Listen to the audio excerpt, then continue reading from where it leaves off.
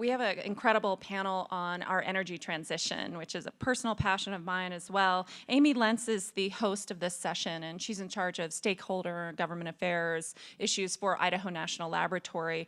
She's also in charge of emergency communications, and it's incredible that she's able to be here with us today because there's actually a 100,000-acre fire on the site of the Idaho National Laboratory today. We are seeing increased lightning strikes due to climate change, and we're a very fire-prone area, which is one of the reasons why we founded the Sun Valley Institute for focusing on resilience here in our community. So Amy, with that, I'm going to introduce you to guide our panel, and thank you so much for being here with us.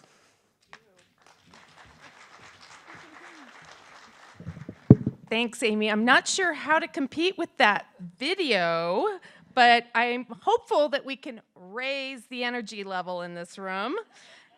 We have a great panel today, and as many of you are aware, there is a rapid transformation in energy.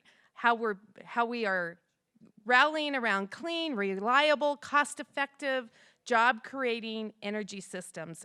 And we'd like to do this at scale, but where do you start? Well, you start locally, you look at things nationally, and you look at things globally. So we're going to address all of that in this short amount of time. To start things off, we have what we call a Spark Talk. And so I would like to introduce Dr. Kathy Araújo, and she is the BSU, she is at Boise State University. She's the director of Energy Policy Institute with the Center of Advanced Energy Studies. Sorry, we're a part of this organization as well. You may have seen her book outside, and I would encourage you to pick a copy up of the book. It's on low carbon energy transitions, turning points in national policy and innovation. So to move this right along, let's get Kathy up on stage. Thank you. Thanks, Amy. Thank you. Okay. Hi, everyone. So it's a real pleasure to join you today to talk not only about resilience and innovation, but specifically around energy transitions. So a century ago, if we were an energy decision maker, we would be observing a global energy mix, which was comprised of coal and biomass at the foreground.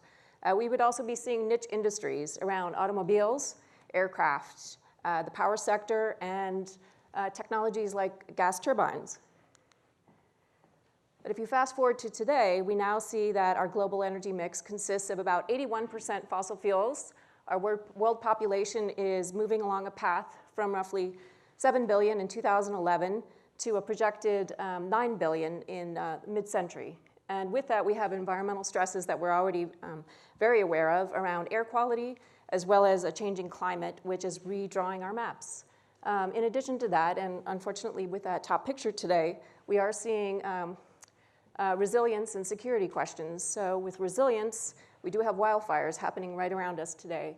We have blackouts, price volatility, geopolitical flare-ups, and protests over subsidy reforms. But there are promising signs. Nearly all countries and many subnational jurisdictions now have targets for renewable, clean, or low carbon targets. And in particular, they're increasingly moving towards 100%. In 2018, we had global investment in renewable power technology, which consisted of essentially 65% of the total new capacity additions being entirely with renewables. We also had, in the same year, the passenger EV fleet increase by 63%.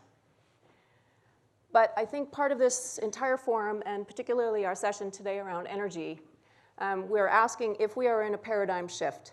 So specific to energy, the UN, G7, G20, and World Economic Forum have all prioritized energy. A number of traditional energy companies are now instituting carbon stress tests in their portfolios. They're advocating for carbon pricing. And we have banks and insurance companies which are integrating low carbon analysis into their strategic plans. In the global playing field, we have a convergence around low carbon energy priorities. And that's leading to very practical questions about the timescales of change, the complexity, and is that the barrier to change? Also the role of government. What do we do with critical infrastructure, which has been embedded in our system for decades? And what about costs, of course? So I took a step back and looked at countries which have already made very significant changes towards low-carbon energy since 1970, and those are Iceland for geothermal energy, Brazil for biofuels, Denmark for wind power, and France for nuclear energy. And so I know we've got a lot of ground to cover today, so I'm going to give you some early answers, but I'll also say I'm happy to talk with you offline afterwards, and there's a lot more covered in the book that's based on this research. So here are the quick answers. So substantial energy system change can occur in 15 years or less. Complexity is not necessarily a barrier. Technologies that are not cost competitive at the outset can very much become so during the process. And in addition to that, we can be accruing quality of life gains and become industrial giants or technology leaders. Moreover, existing infrastructure can enable, not necessarily impede change. And likewise, government does not always need to be the driver of change. Okay, so we're going to do some very quick highlights. Specific to Iceland, you can see from the chart here, very substantial change, essentially in recent years, yes? And with that, they've had some pretty incredible innovations. So they've demonstrated in their research that they can solidify CO2 in basalt rock. And along the way, they've also done some very interesting industrial spillovers in microbial R&D, the health industry, and the tourism industry. Jumping next to France, you'll see from this transition chart in the lower left that, first of all, between 1975 and essentially 1986, they very radically changed their electricity mix. It's more or less about 60 percentage points. What's particularly notable about this is, first, of all the technologies that I looked at, that was the most complex. It also moved the fastest, the earliest as well, and the most robustly. With their infrastructure, they adapted what they had in areas such as the fuel cycle to enable the shift. And in innovations, they did some measures such as standardizing their fleet and adapting their grid management practices. So with Danish wind, the transition has been a little more recent, but no less important and certainly substantial. So what is particularly notable with the Danish transition is that government was very critical in certain periods with stable signaling and cohesive policies. But when government was not supportive, the transition continued. So there was a certain momentum that picked up.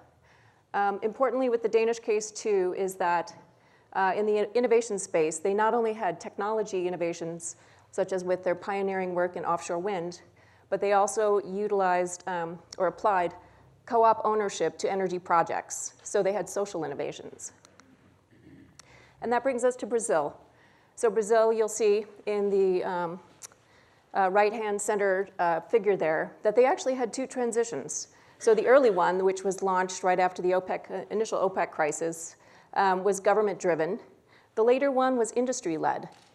And with that, they adapted a lot of infrastructure.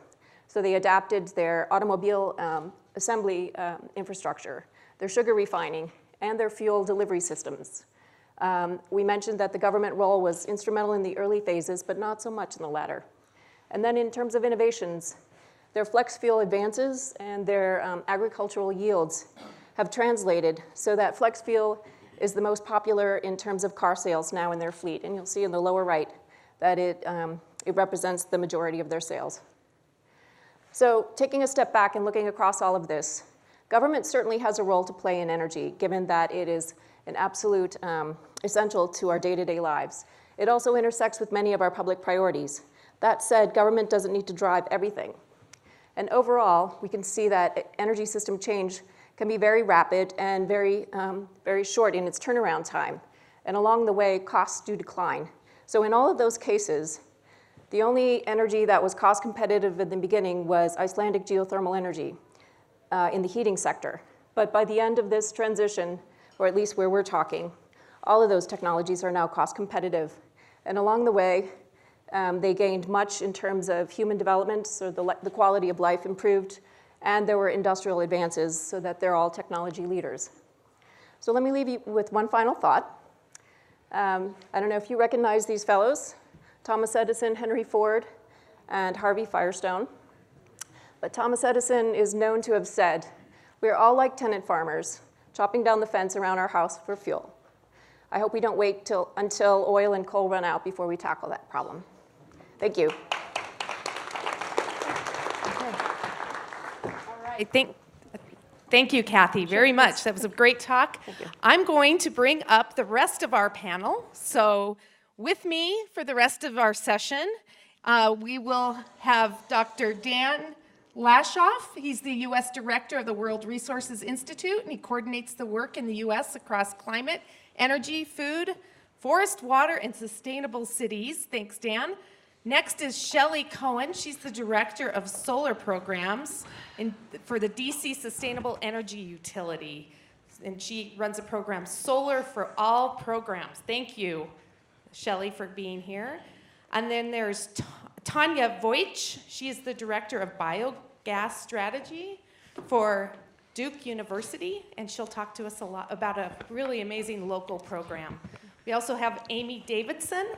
She is the U.S. Executive Director of the Climate Group. It's a not-for-profit working international group with government and business leaders to advance policy, technology, finance needed to reduce emissions. And then we have David Livingston. He is the Deputy Director for the Atlantic Council of Global Energy Center and leads the Council on Climate and Advanced Energy. He's also a fellow for the Initiative for Sustainable Energy Policy at Johns Hopkins University. So thanks, team, for joining me today. Shelley. Great, happy to jump in. I'm really excited to be here from Washington, D.C. And I just want to thank, of course, Amy and her amazing staff for the forum. This is my 5th year here, and I'm so delighted to finally be on the big stage talking to all of you about my program in Washington, D.C. We're small, but we're mighty. We're not a state. We don't have representation in Congress, but we are on the local level really making an impact on how we are doing things. I represent the DC Sustainable Energy Utility. We are a part of the District Department of the Environment, and we are helping to implement programs across DC that help reduce energy and gas usage and costs, as well as produce more renewable energy in the district, create green jobs, and also help create the markets across DC that really support these kind of industries. So I manage the solar programs for the Sustainable Energy Utility, and it's really fun right now in Washington, D.C. We have one of the best markets in the country because we have a very supportive legislative climate for solar. We have the federal ITC tax credit, which right now is 30% of project costs. It's set to scale down over time, but it is helpful in the market. We have a very robust market for solar renewable energy credits. Right now, the value of our solar renewable energy credits is at $410, so it's really making an impact. And in December, our council enacted some of the most progressive legislation in the country, requiring DC to be 100% renewable energy by 2032. So to get there, we need 3,000 megawatts of renewable energy or solar, about 3 gigawatts to go on the grid. So what is one of the ways that we're doing that? And one of the ways that we're doing that is through our Solar for All program in DC. With the program that I run, I have a 3-year time horizon, and we have some very specific goals. So over the 3-year time horizon, we hope to rapidly deploy solar across the district and bring about 25 megawatts of solar on the grid. We also hope to directly install solar on about 500 homes in DC. I'm going to use my little aid here. And one of the things about our program is that all of the output from our community solar projects, as well as the solar that's being installed on homes, goes to low-income residents in the DC area. What we're really trying to do with this, as well as I mentioned, is boost the solar economy and increase solar penetration across DC. just to look at our impact as of June 2019, you can see in the yellow that those are the CREF projects, or the community solar projects. Ultimately, by September 30th, we hope to have 90 CREF projects representing 7 megawatts of solar on the grid. We also will have about 130 single-family homes on the grid. And if you know anything about DC and you're looking at the map, DC is a big diamond.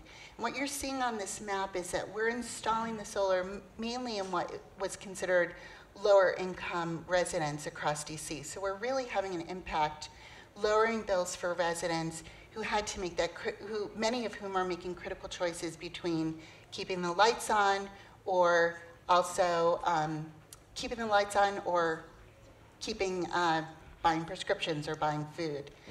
As I mentioned, solar creates green jobs. Can I take extra because I jumped in on his? Okay, thanks. Solar creates green jobs, and we currently have about 1,000, a little over 1,000 solar jobs in DC, and that is growing a lot due to our programs. And here's some of our project successes. This is the Woodmont. These are low-income residences stretched over 6 buildings. There's a large project team that's involved in this. And this is our Benning Road, stretched over 11 projects, 270 kilowatts of solar installed.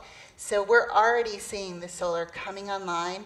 There's the project team. This was installed by WDC Solar. Also, NEO is the financier of this project, and you can see parts of my solar team there. The fantastic thing about this is these are CBE, or Certified Business Enterprises, in the DC area. So this is really helping to grow that industry. I will be around later, and I look forward to talking more about my program. Thank you. Shelley, congratulations. That is quite a successful program that you're operating. So I got the cue that we were able to go to Dan now, correct? Yes. If you would like to kind of set the stage for us, that would be fantastic. Thank you very much. Recognizing that we're the last panel between you and lunch, I'm going to try and give a very quick overview of the key characteristics of the transformation in the energy sector that we need to have. The challenge that we have is to get to net zero emissions across all sectors as quickly as possible. We're now talking about getting there by 2050. You can argue about that's globally. If we just look at where we're currently headed, we're actually looking at basically an increase, or at best holding global emissions constant through 2030. I talked about the zero target, but the key element really is in the next 10 years, we need to be making something like a 50% reduction in emissions. And what that actually means is every day, whenever any piece of capital equipment is replaced, it's got to be replaced with the best possible solution. So we had that conversation with the youth earlier. This is 0 hour, even though sometimes we talk about 2050, and climate scientists like to talk in the very long term. But what it means is every decision we make has to be on this path, or we're not going to get there. I'm going to skip these. This just shows the world of difference between 1.5 and 2, which is what has really amped up the urgency for the scale of reductions that we need to make.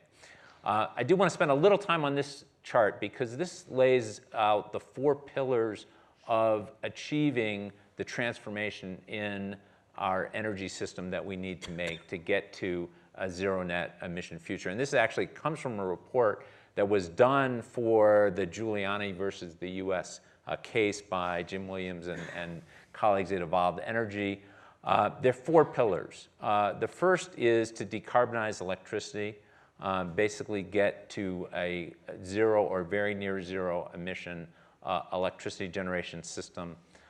Energy efficiency across all sectors makes everything easier and cheaper, so we have to do that. And then when you have zero carbon electricity, you use that electricity to electrify everything you can electrify. So that's cars, that's buildings. My hometown of Berkeley just passed an ordinance, I think the first in the country, saying no new homes can have natural gas hookups. They will be all electric going forward. I think the biggest thing people are worried about giving up, because nobody really cares whether their water heater is gas or electric, they're worried about their gas stove. We need to get some of the celebrity chefs out there with their induction cooking to show how that's actually a better solution, safer, works better, to get people comfortable with that. And then finally, the fourth pillar, which would not have been there 2 years ago, is carbon dioxide removal. But if you're trying to get to net zero, you have to do that. And our analysis suggests we can do a lot with trees and soils, but because land is limited, as we heard, we're also very likely to need technological solutions to pull carbon out of the atmosphere called direct air capture. The good news in thinking about whether this is achievable and something we can afford to do is the real true revolution in the cost of renewables that we've seen in the last decade. So in the last decade, we've had almost a 70% reduction in the cost of wind, almost a 90% reduction in the cost of solar. I think most policymakers still haven't really internalized what that means in terms of our ability to get this done. At the same time, there's a real question about whether we can rely solely on wind and solar. They're variable resources. And a lot of analysis that's been done suggests at some point you can do a lot to balance them. They complement each other. You can add storage. But if those are the only resources you have, as you move from 20%, 30, 50% up towards 80, 90 to 100% and try to do it with renewables, there's a real risk that costs would skyrocket because you have to be able to deal not just with day to night variations, but with seasonal changes, the few weeks of the year when it's dark and not particularly windy. How do you manage that? And so most analysis, there are exceptions, but most analysis suggests you need a more diverse portfolio where you can get maybe 60 to 80% of the solution with solar and wind, but you need some dispatchable sources. That could be nuclear, it could be natural gas with carbon capture and storage. What it cannot be is uncontrolled fossil generation. We simply can't afford to do that. So the last thing then is just to think about how do you balance a system that has a very high degree of renewable energy in it with these other resources. And this is also a chart from the work from Evolved Energy. So thermal generations, that would be in the later years. Right now it's uncontrolled natural gas plants, but it would be natural gas plants with carbon capture. Storage, batteries, that really helps you, again, day to night, but harder to do seasonally. Transmission, expanding the transmission system is critically important, allows you to complement the fact that the wind is not correlated across the country. And then the last one I'll mention here is electric load flexibility. So this is if we're smart about when we charge our electric cars, if we have electric water heaters and we're smart about when we're heating the water, we can go a long way to solve these integration issues. But it is going to require some real thought and some real innovation, both in the technology and in our systems. Great, thank you very much. That's excellent to lay the landscape of what we're up against and how all of the above is so important. So with that, let's go back to some local initiatives. Okay, thank you. So I'm going to talk about the diversity in renewable energy resources and the opportunity we have in North Carolina. In particular, we have solar. We're trying to get some wind, a ton of solar actually. And the thing that we have a lot of is biomethane. And so when Dan was talking about diversity of resources and finding some way to tackle intermittency, I think we're in a good position in North Carolina for that. That's a little plug for renewable natural gas. So what I thought I would do is talk about what I do from a perspective of, oh, there's a ladybug, of, Good luck. yeah, who, what, where, when, why, and how. Try to get through that with respect to North Carolina and biogas and Duke University's role in that. So I work for Duke University. I direct the university's biogas strategy. we are focused on that at Duke University because we made a climate neutrality commitment in 2007. We said we would be climate neutral by 2024. We have about 350,000 metric tons of CO2 we can't reduce on our own, so that means we go out and offset them, or we have to find ways to cancel out our baseline emissions. So I am going to, hello, there we go. My circle's changed on here, but anyway. So the reason the WHO with Duke University is our climate neutrality commitment, and we wanted to focus on local solutions and ways that we could use our need to be climate neutral to benefit North Carolina. And the thing that resonated the most with us was all of the, if you can see me circling all that pink, that is the 9 to 10 million hogs we raise in North Carolina. North Carolina is the second largest producer of pork in the country, behind Iowa. We're, by the way, in the top 3 in poultry production, so they're on my radar. And you can make biogas from poultry litter as well. But we started with swine because there's so much of it. Swine farms store their waste in open air lagoons, which off-gas methane. And our goal was to stop as much as we could of that methane from getting into the atmosphere. And the way we saw the best opportunity to do that was creating renewable energy from it. We like swine in particular. The what here is, and I'll just go back to the who in terms of, this isn't just a solution for Duke University. What we're trying to do is create a market in North Carolina so that everybody in North Carolina can use this renewable natural gas. We're just basically pioneering it to kind of lead the way. The what with respect to biogas, again, we have 9 to 10 million hogs, 2,000 swine farms across the eastern coastal plain, a lot of methane that we could avoid going in the atmosphere. The reason we like it at Duke with respect to climate neutrality is that it's one of those double dividend types of biogas, by which I mean just by stopping the methane from going in the atmosphere, we get a carbon reduction. And then our feeling on it is, why would you just stop there when you could take that gas and make a renewable energy source? So you can make electricity on site, or like what we're working on, something called directed biogas. You clean up the biogas at the farm, inject it in the pipeline, and get it to a much more efficient plant to generate electricity. Or in our case, we want it on our campus because we have a couple natural gas-fired steam plants, and we would like to replace that with renewable natural gas as much as possible. The why, because we have a lot of swine waste and we need to get these get this methane out of the atmosphere. The how is really what I do is I try to buy crap, like shit, you know? So I'm going out there trying to convince people, like, I need, well, as soon as you say I need your shit, it's worth a lot more. So it's a lot harder to buy than you would think. So anyway, so there wasn't, when we started this process, there wasn't a lot to buy. So that means you create the market. And so by doing that, what we've done is we built the first farm in the state to do swine waste to energy. We incorporated all the environmental performance standards. We meet those on our farm. That's become the prototype. I don't know if you folks have heard about Smithfield Food making a commitment to reducing greenhouse gases on their farms, but 90% of finishing operations should now be going to renewable natural gas. We collect the evidence as a university, and then we take that evidence, create a strategy, try to influence policy.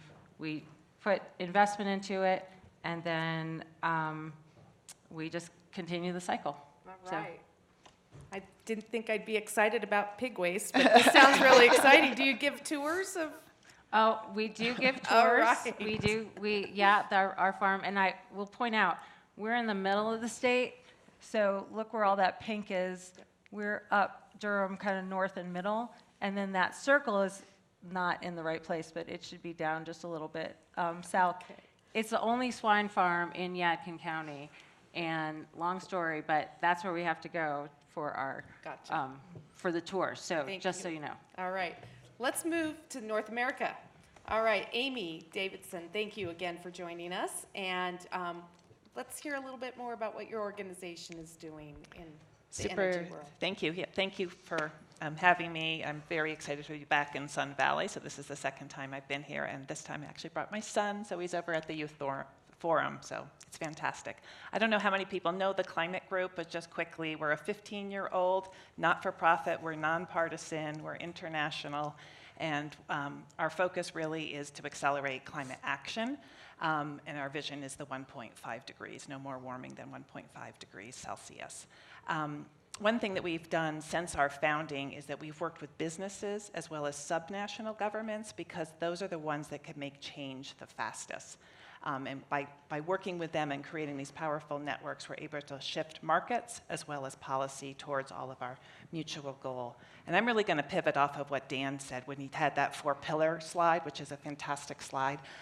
So we're really looking at sort of 3 components, working with businesses, mostly multinational businesses, on demand side signals. So we do deep radical energy efficiency through a program called EP100, which is at the bottom. We call it energy productivity. We run a program called RE100, which is getting companies to commit to 100% renewable electricity. And then as Dan said, once we clean up that electric system, then we need to electrify as much as the economy as we can. And our focus is on the transportation sector, so to electrify as much as we can in the transportation sector. So quickly, RE100, I'm just going to focus on 2 of these. RE100 is a commitment that the companies commit to 100% renewable electricity across their global operations, and they can set their own date, but no later than 2050. And they need to report annually with our partner, CDP, so there's a transparency component to this, and then we're able to track progress. So quickly, we now, across the globe, we have 189 companies that have made this commitment. Here in the US, we have 58 companies that have made the commitment. And this is really shifting the market, because strong, triple or AA rated companies are basically saying, I'm only going to buy renewable electricity. So that sends the signal to the developers. They can get the financing, and it's much easier to accelerate the market rather than waiting for maybe particular other policy signals. One example is AB InBev. I don't know if anybody was watching the Super Bowl, but they announced, they had a big ad during the Super Bowl to say that all of their Budweiser beer, both bottles and cans, are now powered 100% with wind. And they just did a huge solar deal in Texas to help meet their commitment when their goal is by 2025 to be 100% renewable. And just to tie in, because it's really important that as we're cleaning up the grid, that we start cleaning up our transportation systems, because they go hand in hand. So we launched this EV100 commitment a couple years ago, and we now have 50 companies. We just announced our 50th company that has made a commitment to both transition their fleets to 100% EV. We have a broad definition of EV, as well as to install charging infrastructure. And here's just one example. Well, there's all of the brands that have so far committed. And again, we're very active trying to bring other companies in, because again, it sends the signals to the OEMs or the auto manufacturers that they want electric vehicles, they want zero-emission vehicles, not fossil fuel-based vehicles. And just lastly, IKEA is another example that I both made the commitment to 100% renewable as well as to EV100. And one of their goals is by 2020, which is next year, that in 5 major cities around the world, their last mile delivery will be 100% electric. So there's a lot of ambition happening at the corporate level, and we're excited to work with all of the partners, because we're all in this together. So thank you. Congratulations, that's exciting. Moving in the right direction. All right, next and last is David Livingston. So David, you want to kind of summarize this for us? Absolutely, thank you. Thanks to the Sun Valley Institute. It's really impressive, the convening and the conversation which is taking place here. And obviously, a terrific outlook has just been given. But given the fact that I sit at an international relations organization in Washington, D.C., the Atlantic Council, Given the fact that this challenge we're talking about, the energy transition, addressing climate change is a global challenge, I wanted to zoom out and take a global view. I don't have any slides. I have, I guess, a very simple message, and one which is meant to be neither good nor bad, but which is meant to just inform the conversation further. And that is the fact that political economy matters in all of this. A lot of our work is done not only in Washington, where foreign affairs obviously have significant weight and gravity, but also around the world. I just got back from a 2-week trip to India. We put on a global energy forum every January in Abu Dhabi, which draws in policymakers, ministers, CEOs from everywhere from pockets of Southeast Asia to Latin America, North America, Europe, the Middle East. And one of the key takeaways I see in these travels, I see talking to these foreign officials, is consistently the fact that some of the progress that we see to date, as well as some of the impediments to that progress, is not driven necessarily by a government's reaction to the climate imperative or by a climate focus at all, a decarbonization focus at all, but by other motivations and other competing interests, right? The energy policy has always been described as a three-legged stool, which rests upon the affordability, the security, and the sustainability of that energy supply. That's very true, and you see that now merging in other ways with other policy interests as well, like industrial policy and local environmental policy. I'll give a few examples. China, we all know, some of the most ambitious action to date and some of the climate ambitions that the country have been driven, at least in the short term, not by a desire to contribute in a very generous or charitable manner to the global decarbonization effort, but to frame that in that way, while it's really being driven by a desire to reduce smog in cities like Beijing or Shenzhen that suffer from significant air quality issues. Their desire to electrify large amounts of their fleet is driven by industrial policy, arguably. The United States is closing in on its 500th electric bus here in the United States. China is closing in on its 350,000th. There's not even a way to really describe the magnitude of difference. And that is not necessarily about decarbonizing or electrifying the fleet as quickly as possible. Yes, there's a demand pull there, getting vehicles on the road, but that's really about driving an incumbent industry within China, which is meant to capture the commanding heights of the transport sector of the 21st century. Similarly, Abu Dhabi has one of the first primary steel production carbon capture facilities in the world.